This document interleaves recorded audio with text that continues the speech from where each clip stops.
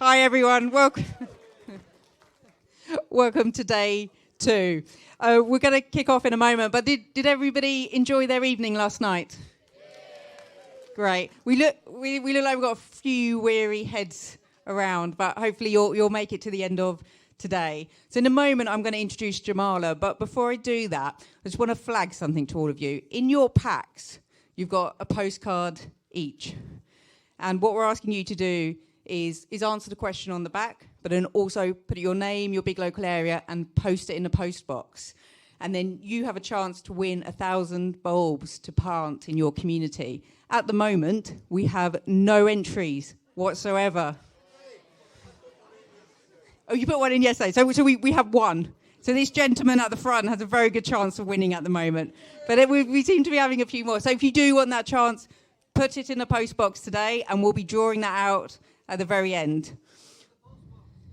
It is on the marketplace by the drink station. This afternoon, we booked a whole load of coaches to take you to the train station. You all have flexible train tickets. So if you get there early or if you get there late, it won't be a problem. You'll still be able to get on a train. If you do decide to leave early, we can arrange a taxi for you. So just let somebody know and we'll sort that out as well. Now, before we move on to Jamala, we have a few people here who I'd like to stand up, who participated in the Community Leadership Academy, and you were our first cohort. And I'm looking around the room. So if you were part of that, do you mind just standing up? So we give them a big hand, please. So these guys all... So Friday afternoon, we had the privilege of being at a graduation. And unfortunately, because of COVID, they've done most of the course online. But they've done an amazing job. And we're just so proud of them and so pleased that you engaged in that process over what was like a really tricky 18 months. So we all just wanted to say thank you and well done. So another big round for them, please.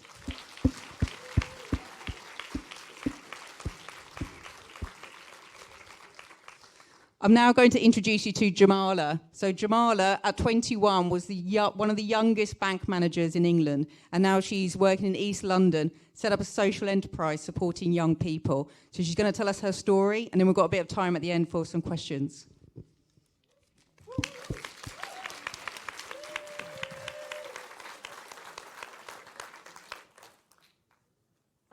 So the world's still turning.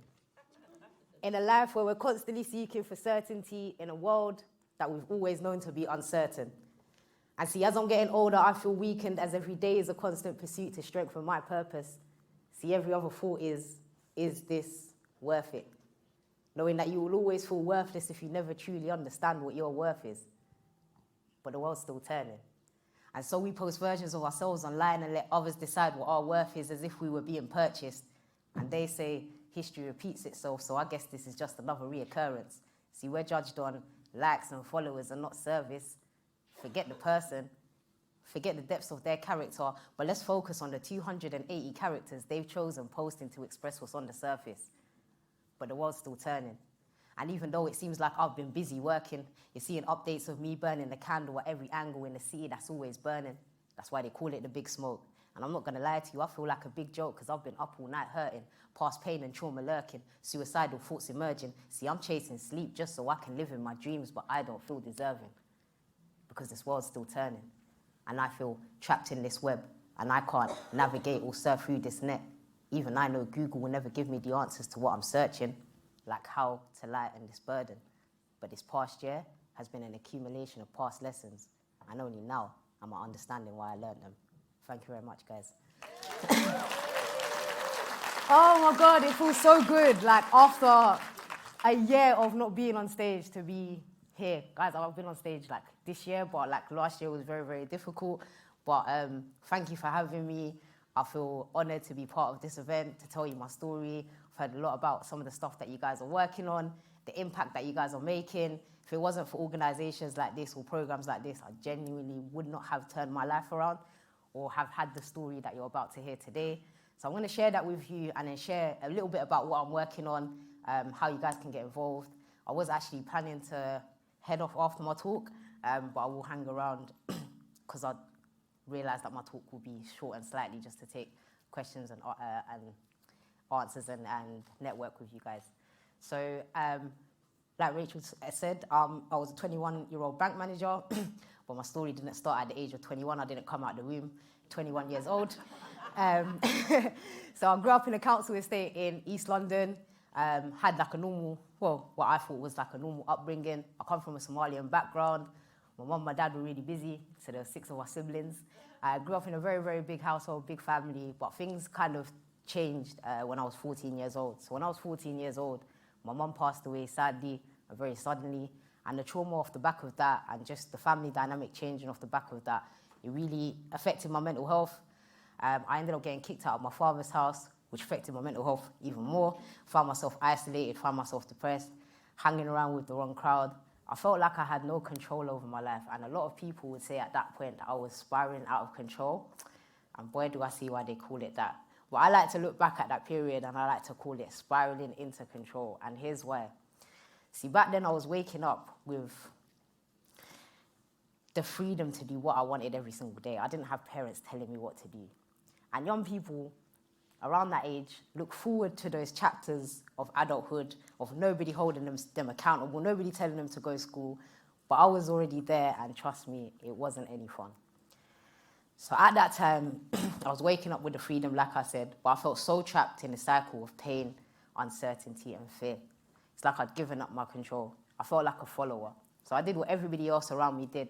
Like I said, I grew up on a council estate, a massive tower block in East London, and all we did was chill at the top of this block and plot about how we could get out of our situation and how we could live a better life. And through the skyline, I could see the Canary Wharf skyline. For me, it was just like, maybe that is a way out. But I'd look at that and I'd be like, do you know what? How could somebody like me, how could people like us work for organizations like that? So I'd entertain other things. And I quickly found myself needing an outlet, and I felt like I needed a release. So I started writing music and I started playing football. And without any conscious decision making, I just thought, do you know what? If I'm going to give myself a chance, I'm just going to do things I enjoy every single day. And writing for me and writing in that way, not only did it help me understand my past, it gave me a vision for the future, but most importantly, it empowered me with a voice. It helped me tell my story in a different way. It's all right. It's okay. It helped me tell my story in a different way. I no longer felt like a victim. I felt very, very empowered in what I was doing. So after overcoming that, at 18, I managed to get my GCSEs, managed to get my A-levels. After applying for 30 different jobs, I realised that university wasn't necessarily an option for me. I was caring for my younger brother and my twin sister at the time. Finally managed to reconnect with him after 2 years. So travelling and coming down to university in a place like Nottingham, for example, didn't really necessarily feel like an option for me. So for me, I knew I had to work. So after applying for several different jobs and apprenticeship programs, I managed to get on the Barclays program at 18. They paid for my degree. At 19, I was actually the assistant manager at that very same Canary Wharf branch that I used to stare at in the skyline all those years ago. And by 21, I was actually the youngest bank manager in central London, well, in the whole of the UK, but I was working in central London in Hatton Garden in my final year of university. And in 2015, I actually graduated from university and got to achieve a lifelong dream, and something that my mum always wanted me to do. So I felt very, very proud of that. Thank you very much.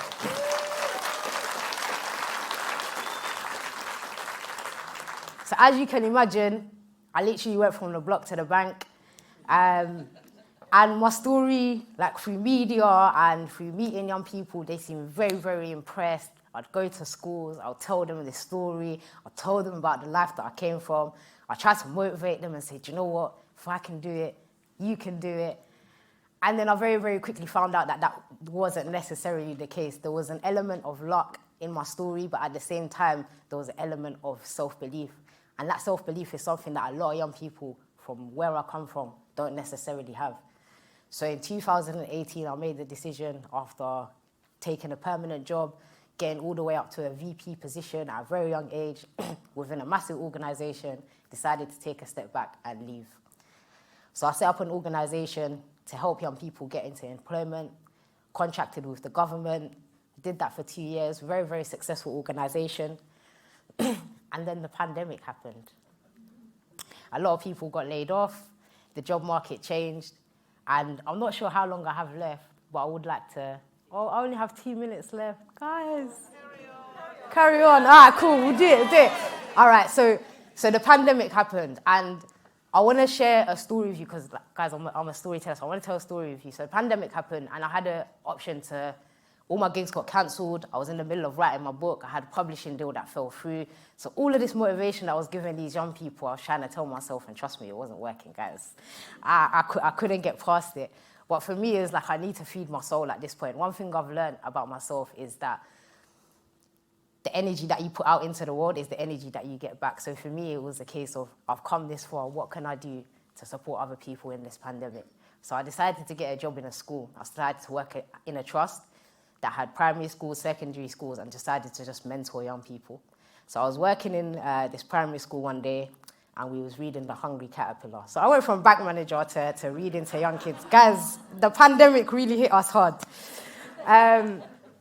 So I'm reading this story, and I've gone home, and I'm like, I remember doing this. Like, how come guys, like 20 years later, are still doing the same stuff? And it's like, nothing's really changed. And I kind of got into this place. I had a lot of time on my hands and started to do a lot of research. And one thing I always thought is like, why do we never learn how the caterpillar actually turns into a butterfly? Does anybody know? Other than it turns into a cocoon. So guys, I actually went and did this research and found out that two things happen. So I'm going to try and explain this in an analogy and how I kind of came up to start up my social enterprise that I'm working on at the moment. So in the Hungry Caterpillar, so in a caterpillar, there's 50 trillion cells. So imagine there's 9 billion people on this planet. 9 billion people are representing themselves inside this caterpillar. So the caterpillar's born, all the cells are present, everybody's working hard, we're consuming, we're coming back at the end of the day and we're saying, do you know what, we've done a great job, this caterpillar's growing, next day it's eating, it's getting older, everybody's coming back saying, do you know what, we're doing a good job, we're consuming more and more. So imagine us 9 billion people on this planet continuously doing that. And then all of a sudden something in the outside environment happens and it forces us to cocoon. So what happened in 2020, something happened and it forced us to go into lockdown. So us guys in lockdown, essentially we were all those cells inside of that caterpillar. But the interesting thing that I found is two things happen inside this cocoon to those cells. And all the cells, essentially, genetically, they're exactly the same. So I'm not sure if you know about epigenetics or stem cell research, but we haven't got time to go into that. So I'm not going to go into that. But two things happen. So when the cells are in cocoon, they make a decision. So they either commit apoptosis, which is the scientific term, guys, I feel so fancy, which is a scientific term for cells committing suicide. And it's actually a real thing that actually happens in cells. It happens inside us, but in this caterpillar cell, it happens at an extreme. So majority of the cells will commit apoptosis. And then there's another group of cells, and these cells, scientifically, are called imaginal cells. And guys, it blew my mind. So these imaginal cells work together and have a vision to create something different that was not the same as what they were before. So they understand that they're not going back to a caterpillar, and they find a way to work better and create what is to become the butterfly, which I found beautiful. So in that time, I was thinking, do I want to commit apoptosis like a lot of people are doing in this world? Not necessarily physically committing suicide, but writing themselves off and thinking, do you know what, I can't do it anymore? Or am I going to be an imaginal cell, connect with other people, figure out a different way to work in this new environment and find a way to create that butterfly? And I just found that to be a really beautiful story, guys. So I thought I'd share that with you guys. So after coming across that, I was thinking, okay, what can I do in this moment? I can't continue with my organization because the job market is very, very competitive. There's not enough funding. People are still figuring out what they want to do. But people still need to make money. And one thing I came across was that there was a lot of young people who already felt like they didn't have a choice to make certain decisions, but already felt like they felt deeper into that hole to make really, really bad decisions. And those are the group of people that I wanted to help, because what I saw in those group of people were that they were young and that they were victims and that they were being criminalized and not celebrated for some of the skill sets that they had. And guys, like, I'm not promoting like drugs or anything like that. But I'm saying is there's a lot of young people that find themselves, especially where I'm from, in a cycle where they find themselves forced to get into a certain lifestyle that I narrowly avoided, and then find themselves criminalized and find themselves in a cycle. So I was thinking, how can I help break this cycle? I have the skills, I came from the same background that they came from, but how do I create pathways for them? How do I invest in them when other people in the community, older people, are exploiting these young people? How do I empower them? So I started up a social enterprise called Catbud.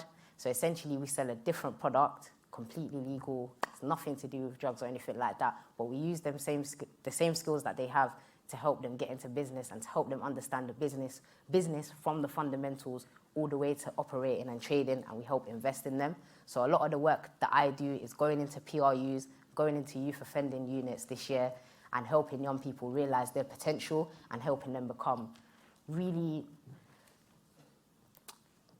engaged members of society. So really understanding that they're victims before they're criminals and really helping them break the cycle really, really early. So that's what I'm working on now. That's what I'm really passionate about. So I went from the block to the bank, and essentially I've gone back to the block. So my people always hit me up and say, why I'm always working? And I say I can't talk right now because, listen, man, I'm working. And now I'm thinking mad thoughts right now because I stay searching. See, back then I was hurting, but now I'm slowly learning. Look, I'm working on a way out. I was never waiting on a payout. See, that's not how I was raised. So I'm going to stay working because I know that it's worth it. See, I can go for days because I know that it's worth it. Look, I know what my worth is. That's why I stay assertive, because this is what I'm immersed in. And I carry the burden of a version of a past I was concerned with. I had to let her go. I had to let her know everything is certainly uncertain. It's a one-way road, no reversing. And you can never confine the energy I'm exerting. And you can never quantify something that's so imperfect and perfect at the same time. I ain't about to waste time because we've been through the lowest. So why do you think we stay high? And yeah, B, they take time, but make sure they don't take yours, because they'll have you building them, expecting you to make yours, have you chasing a fake cause, then wonder why you break laws. No discussion. We got labeled with fake flaws. You stay discussing why you hate yours, because they made you hate it. And when you realize that, you can change it. And when I see facts, there's no debating. Thank you very much, guys. I think that's my time.